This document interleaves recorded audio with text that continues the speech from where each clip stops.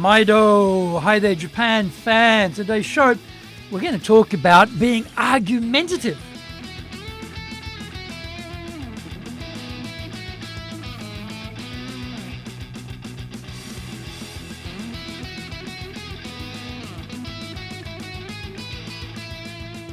Present or master shimasho.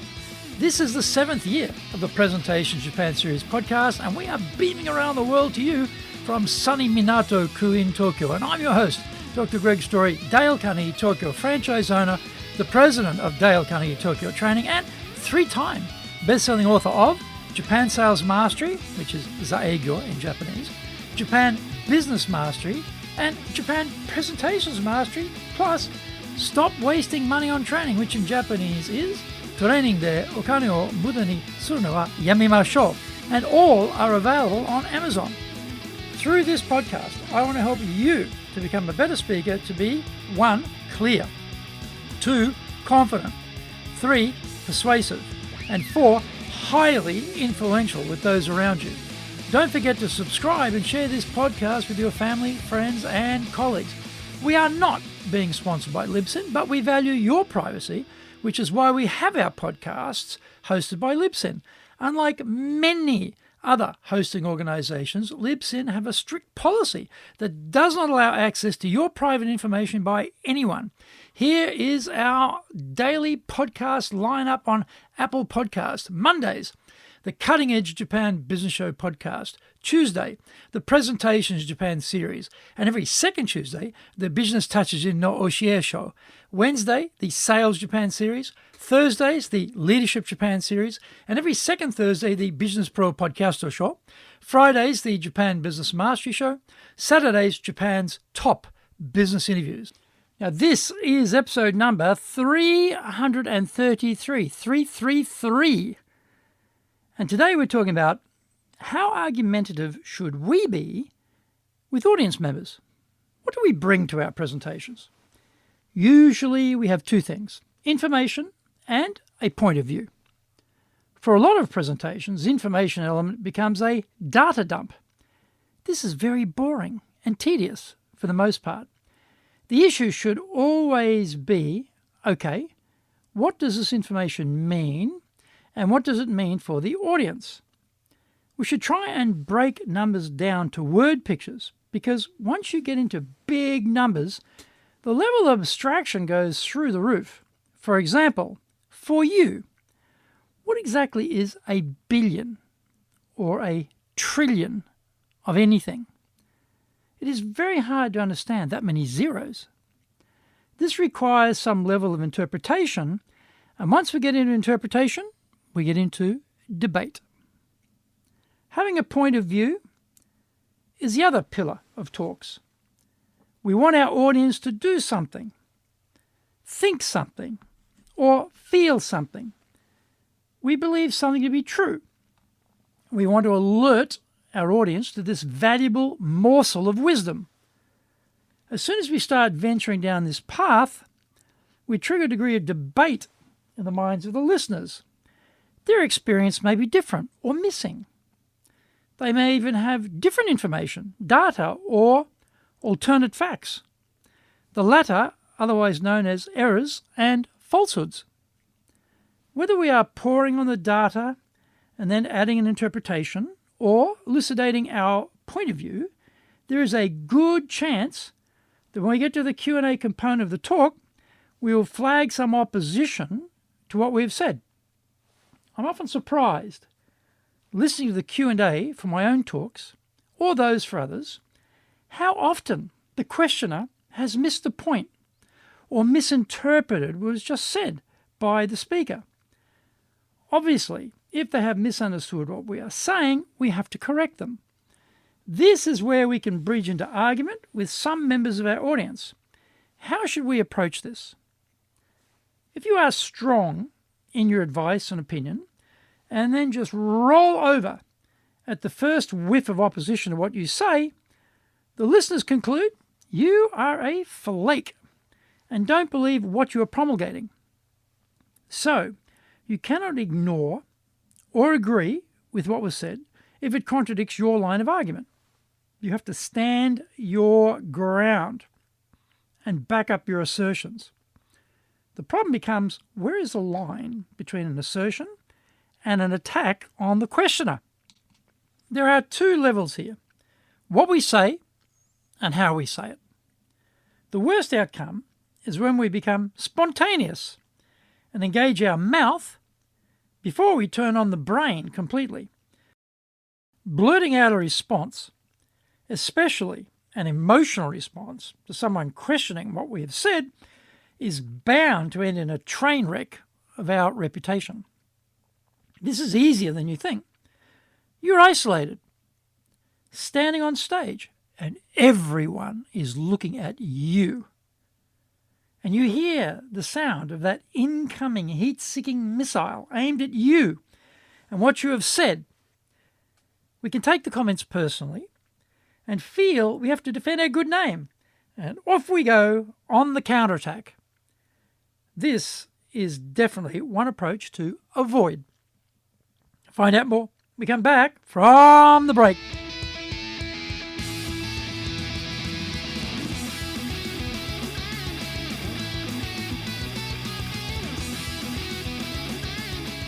Today's show is brought to you by our public courses, but we also are doing custom in-house programs. We do them in both Japanese and English. We do them in our super safe classroom and live online. On the 12th of April, we'll be holding our Dale Carnegie course. It's our flagship program. Brilliant program, actually. It's got basically a number of things happening at the same time. The main modules are delivered over 12 weeks. Over that period of time, we are very gradually, incrementally enlarging people's comfort zones. And it's done in a very subtle manner. We talk about how to have good human relations with others, particularly people who are not like you. We look at how to be very concise and clear in our communication, how to be a better leader, how to deal with our stress. The latter often holds us back. This course covers all of that. And one very common element of feedback I get is, this course changed my life. Think about that. That's a big statement. And I get that from a lot of people. Not everyone, but a lot of people. There's something really special going on that course. On the 20th of April, we'll hold our High Impact Presentations course. I love teaching high impact presentations because the main module is delivered back to back over 2 days. So from an instructor point of view, boom, instant feedback and instant results you can see with your own very eyes, very sharp, very quick. For the participants, there are 2 instructors, everything videoed, and they are just receiving wall-to-wall feedback over 2 days. Massive amounts of coaching.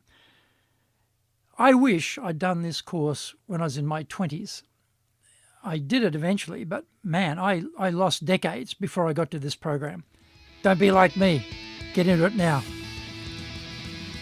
Go to our website at www.dale-carnegie.co.jp. That's www.dale-carnegie.co.jp. Lots and lots of value there for you. To do better in Japan, email me at greg.story@dalecarnegie.com. If you like learning by watching video, then we have nearly 2,000 there for you at Tokyo, Japan, Dale Carnegie TV on YouTube.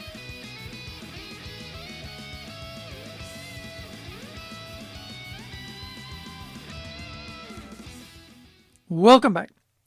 Instead, we should use a trigger in the form of a cushion to break the mouth-brain cycle and reverse the order. A cushion is an anodyne statement which will not prove or disprove what they said, and being rather neutral won't inflame the situation. An example would be, that is a point we should explore a bit further. In the few seconds we take to make that statement, we switch gears to engage the brain about how best to answer the question/attack from the listener. A considered answer is always the preferred methodology for speakers, and sometimes we just need to buy some time to move from our emotional state to a more logical construct. Now, we are better armed to answer the point. The key is not to debate them. We do not want the proceedings to derail into a dialogue between the speaker and one member of the audience and allow everyone else to leap for their phones during this boring, self-indulgent interlude in the talk. There are other people waiting with their own questions. We have a hard stop for the talk. We must keep within our allotted time frame or risk upsetting everyone in the audience if we make them late by going over our time. They don't blame the questioner. They blame us. We should answer their question or complaint to the best of our ability and then seamlessly and velvet-like glide into the next question by saying, "Who has the next question?" In my view, we should never ask the person with an opposing opinion, "Does it answer your question?" Some people who teach presentation skills disagree and believe we should take this high road to show how balanced we are. I wonder how many public talks they have given rather than just teaching presentation skills. In my experience, all you are doing is opening a can of worms, and the debate rapidly spins out of control into an argument. If we have a question with an agenda, they won't let go so easily and may try to chime in before we move on to another question. They will demand we debate them on their inquiry.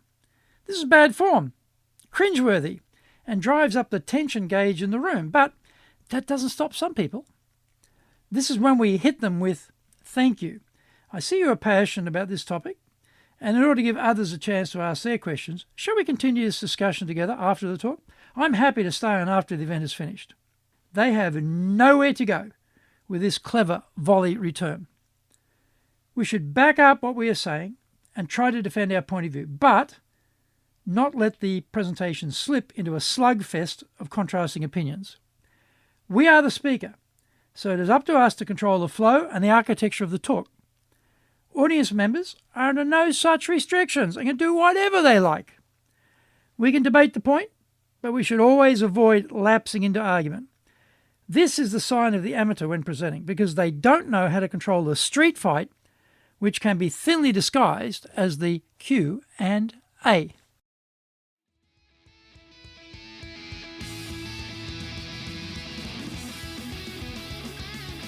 Did you get value from today's show? If you did, then share the love around with your family, friends and colleagues. Don't forget to subscribe and share this podcast. Until the next episode, go out there and apply the learnings from today and become a presentations legend amongst your circle. Thank you for joining me, and please tune in next week. Remember, I'm in your corner, committed to your success here in Nippon.